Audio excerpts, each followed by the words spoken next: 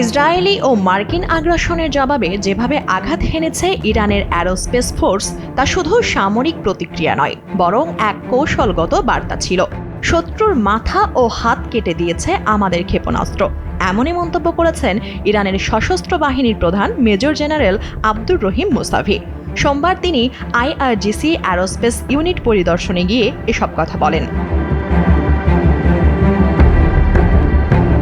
গত ১৩ জুন থেকে ২৫ জুন পর্যন্ত ইসরায়েল টানা ১২ দিনব্যাপী ইরানের ভূখণ্ডে চালায় বেপরোয়া বিমান হামলা। ইরানের পরমাণু স্থাপনা, সামরিক ঘাঁটি, এমনকি বেসামরিক অবকাঠামোও ছিল এই হামলার টার্গেট। নিহত হন শতাধিক বেসামরিক মানুষ, আহত হন হাজারের বেশি। জবাবে ইরান চালায় অপারেশন ট্রুর প্রমিস 3। অত্যন্ত কম সময়ে সংগঠিত হয়ে পরিকল্পিত ক্ষেপণাস্ত্র হামলার তেল আবিবের সামরিক ঘাঁটি, গোপন গোয়েন্দা ইউনিট এবং শিল্প অবকাঠামো ধ্বংস করে দেওয়ার দাবি করে ইরান। পরবর্তী ধাপে যুক্তরাষ্ট্র যখন ইরানের ৩টি পরমাণু স্থাপনায় বিমান হামলা চালায়, তখন ইরান কাতারের আল উদাইদ মার্কিন ঘাঁটিতে সরাসরি ক্ষেপণাস্ত্র হামলা চালায়। বান্ডেল থাকলে প্রতি সেনমানিতে টাকা বাঁচবে। বিকাশ সেনমানি বান্ডেল কিনে জিতুন প্রতি লেনদেনে। জেনারেল মুসাভির ভাষায়, অ্যারোস্পেস ইউনিটের ধারালো তরবারি শত্রুর মাথা আর হাত কেটে দিয়েছে। এ বিজয় এসেছে ঐশী সহায়তা ও সুনিপুণ প্রস্তুতির ফলস্বরূপ। তিনি বলেন, এই জবাব ইরানের ইতিহাসে ১৯৮০ সালের ইরাক যুদ্ধকালীন পাল্টা হামলাকেও ছাড়িয়ে গেছে।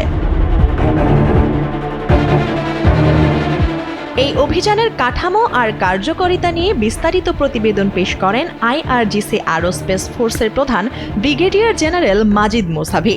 তিনি বলেন, সকল শাখার মধ্যে গভীর সমন্বয়, ক্ষণিকেরও বিলম্ব ছাড়া আঘাত এবং সর্বোচ্চ ক্ষয় সাধন, এই ছিল আমাদের মূল লক্ষ্য। তিনি আরও বলেন, আল্লাহর কৃপায় এবং সর্বোচ্চ নেতার নির্দেশনায় আমরা এখানে ট্রিগারে আঙুল রেখে অপেক্ষা করছি। শত্রু যদি একটিবারও ভুল করে, তার জবাব হবে আগের চেয়েও কঠোর, আরও অনুশোচনাজনক।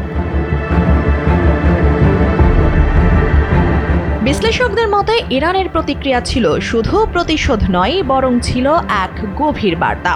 তেহরানের প্রতিরক্ষা এখন আর কেবল প্রতিক্রিয়ার মধ্যে সীমাবদ্ধ নয়, বরং শত্রুর আগ্রাসনের আগেই তাকে চাপে ফেলার সক্ষমতা অর্জন করেছে ইসলামিক রিপাবলিক। শুধু সামরিক নয়, এই বার্তা মনস্তাত্ত্বিক এবং কূটনৈতিক পরিসরেও ছড়িয়ে পড়েছে। ওয়াশিংটন ও তেল আবিব এখন এক অস্বস্তিকর দ্বিধা আর চাপে আছে, আর তেহরান স্পষ্ট করে বলে দিয়েছে এবার আর তারা পিছু হটবে না।